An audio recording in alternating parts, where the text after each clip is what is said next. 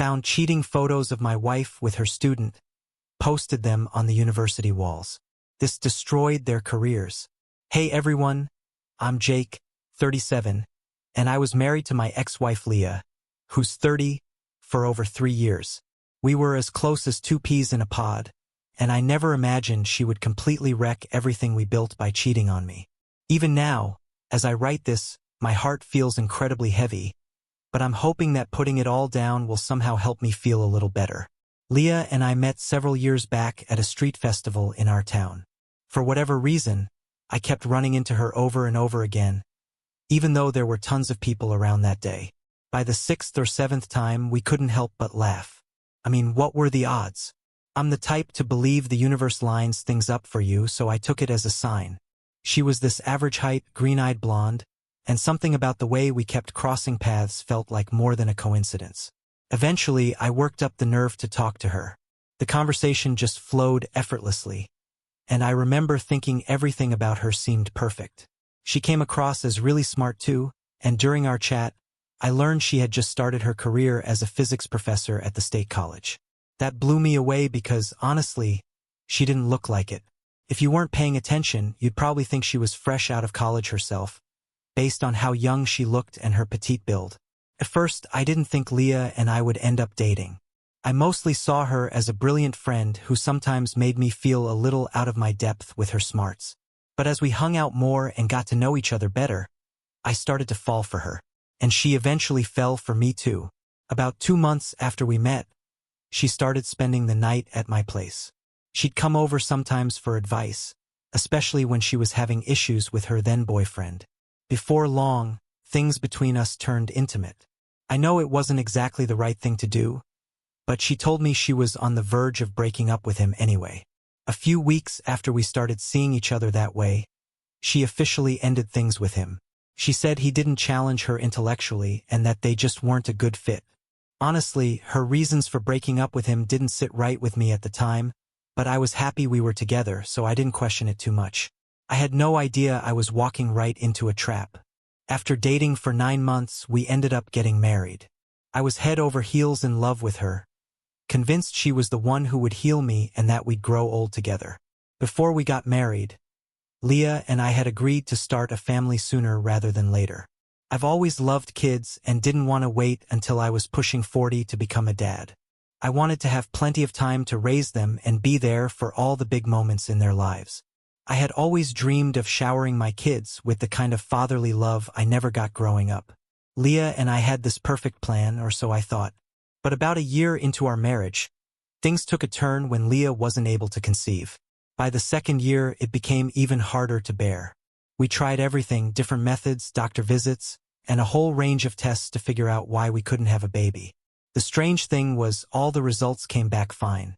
Without Leah knowing, I even got tested myself, just to be sure it wasn't me. Every single time the results were clear, I was fine too. But unlike Leah, I was really concerned. I thought by the 2nd year we'd at least have a child, and the fact that it wasn't happening really started to weigh on me. It's usually women who feel a certain pressure about having kids. But in our case, Leah didn't seem all that fazed. Her go-to line was always, "Don't worry, we'll have a child when the time is right," and she'd just move on with whatever she was doing. Eventually, I stopped bringing it up because she made me feel like I was overreacting or somehow blaming her. So I kept quiet. I know this is a really sensitive subject, and I probably shouldn't be sharing it, but it's important to the story, and you'll understand why by the end. Despite not having kids, I didn't let it pull us down. I figured this was a chance for Leah and me to bond even more and enjoy our time together before we became parents. But as the months rolled on, something shifted. Leah started to change. A couple of months later, it felt like we were just two strangers living under the same roof. For example, back when things were good, I'd come home from work. I'm a construction worker, and even though Leah had never met most of my coworkers, she knew all their names, how they looked, and even what kind of people they were. We used to have this habit of sharing everything about our day. It went both ways. I knew her students' names, who gave her a hard time in class, and who the easygoing ones were. I could picture them just from the way she talked about them. But then it all stopped. If you're wondering what changed, I'm about to get to that. At first, when she seemed off, I thought Leah was just having a bad day. But that bad day turned into bad weeks, and soon enough, those weeks stretched into months. It got to the point where we barely talked at all. I'd try to start a conversation, and she'd brush me off, saying she was busy or that we'd talk later, which of course never happened. As if the lack of communication wasn't hard enough, our intimacy took a nosedive too. It got so bad that I found myself practically begging just to touch her. But no matter what I did, she'd always shut me down. Every time she'd get offended and storm out of the bedroom, it felt like a slap to my ego, breaking my heart in the process. I started to think she was deliberately denying me my rights as her husband, almost as if she was trying to avoid us having a child. But because I loved her so deeply, I chose to be patient. I didn't want to make a big deal out of it, even though it hurt. Part of me kept thinking she'd realize she was pushing me away and make things right. But that never happened. Instead, she grew even more distant, and before I knew it, we were like two hostile roommates. Our communication had completely fallen apart. At this point, you might be thinking I should have started digging into why she was acting this way. But I didn't. I was blinded by love, holding on to the hope that we could fix things. I even made a desperate, compromising decision to show her just how badly I wanted to make our marriage work. I sat Leah down and told her that I didn't care if we ever had kids. I said that if she wanted, we could live the rest of our lives child-free, and I'd be fine with it. For a moment, it seemed to cheer her up. That whole week, she seemed to change a bit, and we even had some intimacy again, though, to be honest, it felt forced, like I was making her go along with it. Still, it was better than nothing. But just as quickly as she improved, she slipped right back into her cold, distant self. It was as if she had worn a mask of the happy, changed Leah for a week, only to take it off when she was done pretending. The whole thing was beyond frustrating, and it started affecting me at work and keeping me up at night. When I hear couples say they can go days or even weeks without really connecting or talking, I honestly wonder how they manage, because in my case it was draining me mentally. Meanwhile, Leah didn't seem to care at all. She'd come home from work in a great mood, make herself dinner, bury her head in her books and laptop all evening, then head off to bed whenever she felt like it. She'd repeat that same routine day in and day out, leaving me to sit there in my loneliness. As our third anniversary approached, I thought maybe I could turn things around with a special week of celebrations. I went all out, bought her nice gifts, and planned a night out at a fancy new restaurant that had just opened in town. I even made a reservation and reminded her throughout the day with texts, making sure everything was perfect. But she didn't show up. She didn't even come home that night. The next day, she claimed she'd fallen asleep at a fellow professor's house while they were working on a project. That was the final straw for me. I couldn't take it anymore. I was emotionally drained, mentally exhausted, and just completely done with everything that had been happening. I had been struggling with the thought of Leah cheating on me for a while, but I kept pushing it down, convincing myself that it couldn't be true. I didn't want to even consider the possibility because I knew how devastated I'd be if it turned out that the woman I loved and adored was seeing someone else. But after everything that happened during our anniversary week, I couldn't shake the feeling. So I decided to do some digging. I found a private investigator online and hired him to follow Leah and see if she was hiding something from me. While the investigator did his thing, I tried to do some detective work of my own. On nights when Leah was completely exhausted and fast asleep, I'd use her fingerprint to unlock her phone. I know it sounds bad, but I had read enough stories of husbands catching their wives cheating through their phones, so I thought I'd try the same. I combed through her apps, looking for anything suspicious, dating apps, secret email accounts, or hidden social media profiles. I even checked her contacts for weird names or emojis that might hide someone else. After spending what felt like forever searching, I came up empty. There was nothing. The next morning, I casually asked if I could borrow her laptop for something, and she handed it over with a smile. I used the opportunity to go through it, hoping I'd find some hidden app or an account she didn't want me to know about. But once again, she was squeaky clean. There wasn't a single trace of anything suspicious, and I started feeling guilty. I had gone so far as to hire a private investigator and invade her privacy, and now I was wondering if I was just being paranoid. Since it was the weekend and Leah was mostly at home, I figured I'd call the investigator on Monday and tell him to back off. Maybe I was just imagining things. But when Monday rolled around, and I finally called him to explain, he told me he'd already gathered a few things he thought I should see. He said it had only been a week, but he had found something. My heart nearly stopped right there. That drive to meet with him was the longest 15 minutes of my life. Every terrible thought imaginable crossed my mind. And when I finally sat down with the investigator, my worst fears became a reality. Leah was seeing someone else. The pictures he showed me were like a punch to the gut. There she was, holding hands with another man, walking with him through different places. My heart shattered. I'll admit it, I cried. I've always been a bit emotionally soft, and seeing the woman I loved cheating on me was more than I could handle. To make matters worse, they had even gone to that new restaurant I'd booked for us. There were also photos of them making out in her car, walking into a hotel together, and staying out late at night. The project Leah was supposedly working on? It was the man she was sneaking around with. The most heartbreaking part? That man was in her arms, and everything I feared had come true. Turns out, her lover was much younger, probably in his early 20s.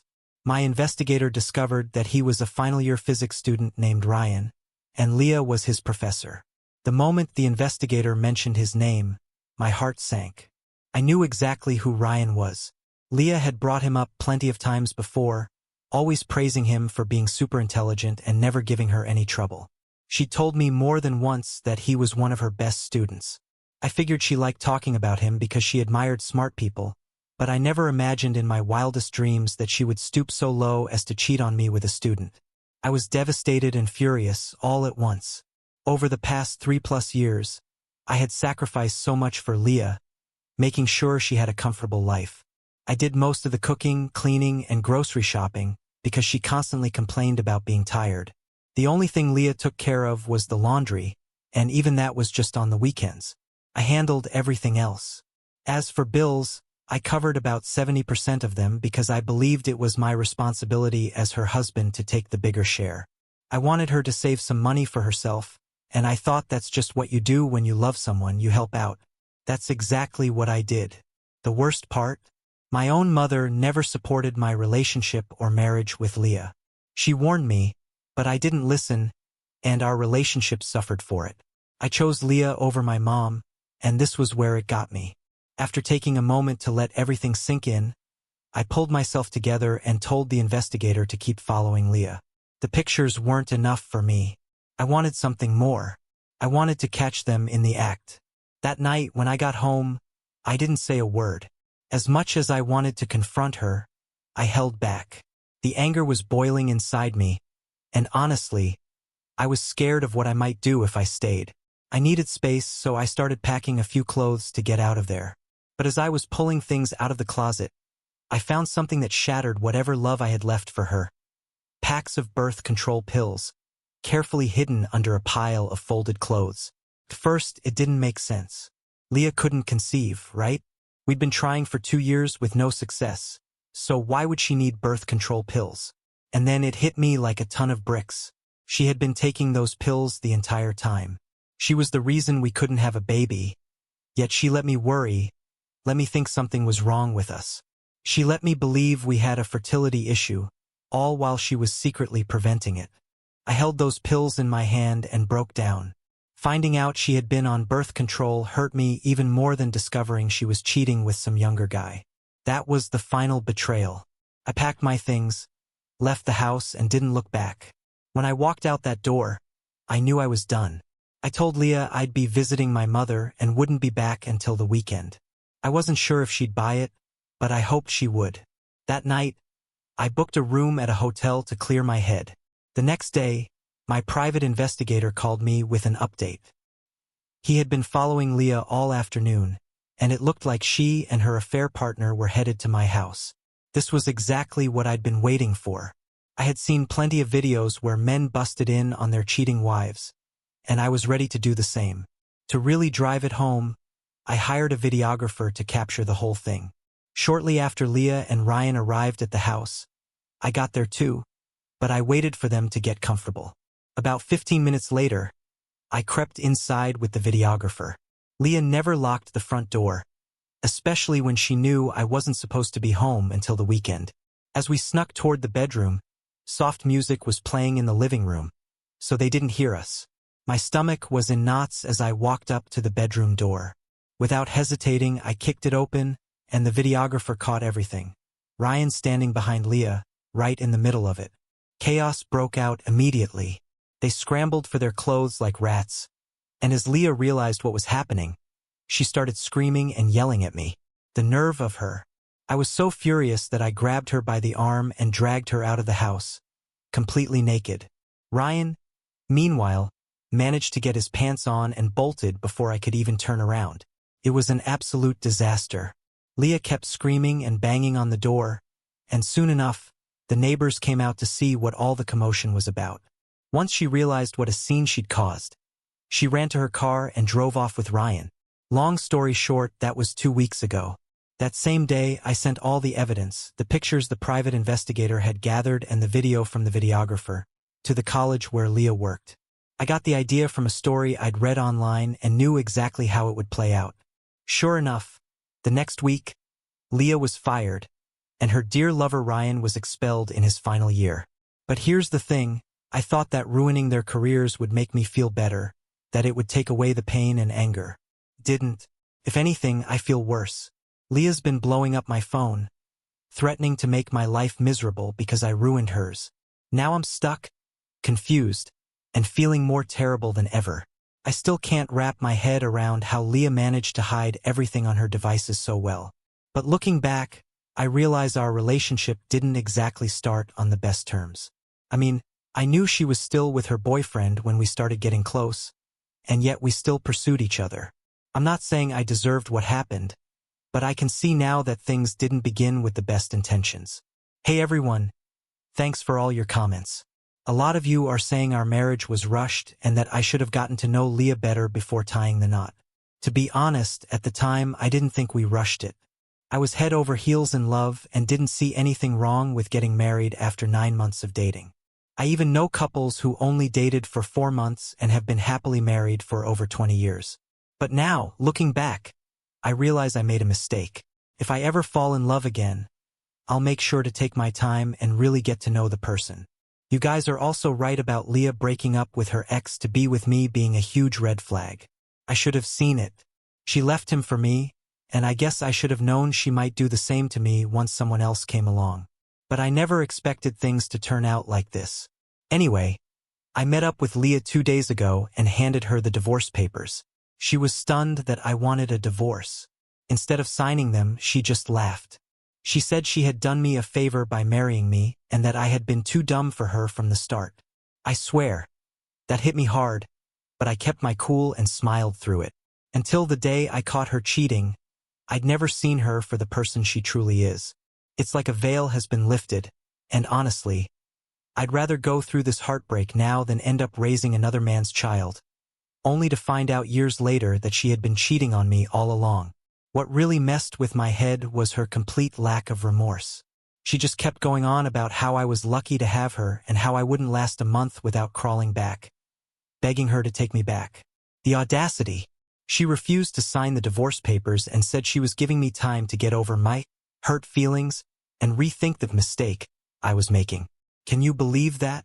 She has no idea there's no going back for us. I haven't even brought up the fact that I found the birth control pills, and she hasn't mentioned getting fired from the college either. All she focused on was trying to convince me that I'd come back to her. It's laughable at this point. I'll update you all again as soon as she signs the divorce papers. She was only trying to hurt me with her words because she's angry at herself for getting caught. She's trying to scare me into coming back. But the truth is, without me, she's got nothing. She can't cook or clean for herself, and I'm finally seeing her for who she really is. Update 2. Hey guys, your comments have really helped me, and I can't thank you enough for the support. You guys were right. Leah was definitely trying to manipulate me, and she knew exactly how to push my buttons. She wanted to exploit my weak spots, but thanks to your advice, I stood my ground. I'm happy to report that she finally signed the divorce papers, and we are officially divorced. She's out of my life for good now. I apologize for not updating you sooner. After everything was finalized, I needed some quiet time, so I went off social media for a few weeks to clear my head. If you told me Leah would break down just weeks after our divorce, I wouldn't have believed you. The last time we met for her to sign the papers, she acted all tough, like she was the last woman on earth. But once it was done, she completely fell apart. She started blowing up my phone, sending message after message on Facebook, trying to reach me. I ended up having to block her everywhere, on my phone, on social media, but even that didn't stop her. A few days ago, she actually showed up at my front door, looking a complete mess. She was in tears, and to be honest, some of you predicted this would happen, but I didn't believe it at the time. The moment I opened the door, she dropped to her knees, sobbing, begging me to take her back. She promised that if I did, she'd turn over a new leaf. She went on about how hard life had been without me, how she had nowhere to stay, and that her car was about to be repossessed. Apparently, she had lost her job, and thanks to her tarnished reputation, she couldn't find any other work. To top it off, she had blown through all her savings on that student boyfriend of hers, treating him to fancy restaurants and buying him expensive clothes. Now she's flat broke. Seeing her like that only made me angrier. I tried to shut the door in her face, but she pushed forward, desperate. When her first attempt at pleading didn't work, she switched gears. She told me she had a confession to make. She exhaled deeply and finally admitted that the reason she couldn't get pregnant during the 2 years we were trying was because she'd been taking birth control pills the whole time. She said she wasn't ready to be a mother back then, but insisted she was ready now. If I took her back, she promised she'd get pregnant right away, and in a few months, we'd have the family I always wanted. She was painting this picture of a perfect, happy life. I let her finish explaining herself, and when she was done, I looked her dead in the eyes and told her I already knew about the birth control pills. The look on her face was priceless, like she'd just seen a ghost. Before she could say another word, I made it clear that even if I could somehow forgive her for cheating on me, I could never forgive her for making a fool out of me for 2 whole years. She watched as I worried endlessly, not just for her, but for both of us. I prayed every night because I didn't know what else to do, thinking something was wrong with us. I went through test after test, and she just stood by, repeating the same empty reassurance, acting like we were on the same page. I know now that part of the blame is on me for not seeing the red flags sooner, but that doesn't change what she did. Looking back, I guess I should have suspected something was up, especially with how unconcerned Leah seemed when we were struggling to have a baby. But I chalked it up to paranoia and didn't want to overthink it. In case you're wondering, no, I didn't take her back. I'm not that foolish. I told her to get off my property and made it clear that if she ever showed up again, I'd have her arrested. So I guess it's just me now. I've never been through heartbreak before, but I've never felt this low and devastated either. If anyone has suggestions on how to move forward faster, I'd really appreciate it. Thank you all for the comments and advice. It's helped me more than you know. And yeah, of course life is hard for her now. Who's gonna clean up after her? She's got to handle that herself. She sure had some nerve asking me to take her back and start a family like nothing happened. What a train wreck. And to think she actually believed I'd consider it. Honestly, it's a blessing that we never had a child together. Can you imagine the nightmare of fighting for custody over a kid that might not even be mine? Who needs that kind of stress? I believe there's still someone out there for me, and I'll have the family I've always dreamed of one day. I know there's still time. I don't feel like I need to rush just because society says so. Everyone's timeline is different, and I'm learning to be okay with that. Thanks again for everything, everyone. As for what you all think, would you have seen the signs sooner? Do you have a similar story? Let me know in the comments below. Next up, an ex-husband trying to crawl his way out of the doghouse. My ex-husband cheated on me last November, and we got divorced in February. By June, he was married to his affair partner, who's now pregnant. Over the last few weeks, he's been texting me out of the blue, mostly about our son and his life. He keeps dropping hints about how he's not doing well financially and how he's struggling with having so many kids. We share a son, his new wife has 2 kids, and now there's another baby on the way. We've been talking almost every day, but only while he's at work. He never texts me when he's home because his wife hates when we talk. I asked him why he was having another kid so soon, and this guy said, I want to get the kid stuff out of the way so I'm not too old when the last one leaves the house. He's only 25. Meanwhile, his wife is almost in her mid-30s. He keeps texting me about how bad his financial situation is, but every time I ask about his marriage, all he says is, she takes care of me. He never mentions anything about what he actually likes about her or what he does for her. It's always about what she does for him. Then on Wednesday, he suddenly texts me saying that talking to me is weird and that we shouldn't be friends. Mind you, we were never really friends to begin with. He said it was unhealthy for us both and that he loves his wife and that won't change. Felt like he was insinuating that I was going after him or something. What the hell? I'm just confused because he was the one texting me first. He's the one who kept starting conversations with me, constantly engaging. Maybe he's dealing with his own insecurities and trying to put them on me. I have no interest in him, and I definitely don't chase after married men. Why would he accuse me of that? Maybe his new wife caught him texting me and now he's in trouble. If she's the one taking care of him, maybe she threatened to cut him off. Honestly, it's probably healthier for me to keep my distance from him, though. Update.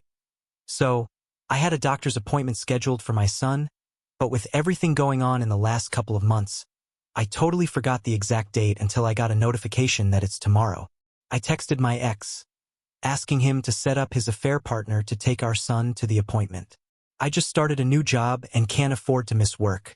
She watches him during the day for both of us, so I figured it was a reasonable request. He told me to talk to her about it directly, so that's exactly what I did. I texted her about the appointment, and she replied that she couldn't do it, even though she's literally home all day with the kids. Then, out of nowhere, my ex starts chewing me out, saying I should have asked her instead of telling her. I only did what he said to do. He tells me she's not my nanny, and I don't need to boss her around. Then he drops this bomb that, because of some text from last week, from now on, if I need to talk to him, I have to go through her. Did I make him uncomfortable or something? Does he just not want to talk to me anymore? I don't know if she's got him by the balls or what, but he blew up on me just because I tried to arrange my son's appointment. I'm honestly tired of dealing with both of them. The community gave me some solid advice. They suggested I make alternative childcare arrangements on my days and use a co-parenting app for all communication. It'll help cut out all this drama. Oh, she definitely has control over him. I'm 100% sure he got in trouble for talking to me, and she probably threatened to take everything away. She's clearly feeling threatened by me, which is fine. He really shouldn't be talking to me more than necessary anyway. What do you all think? Should they still be communicating with me outside of what's absolutely necessary? Thanks for joining us today. Be sure to like, subscribe, and hit that notification bell so you don't miss out on our next video. See you next time.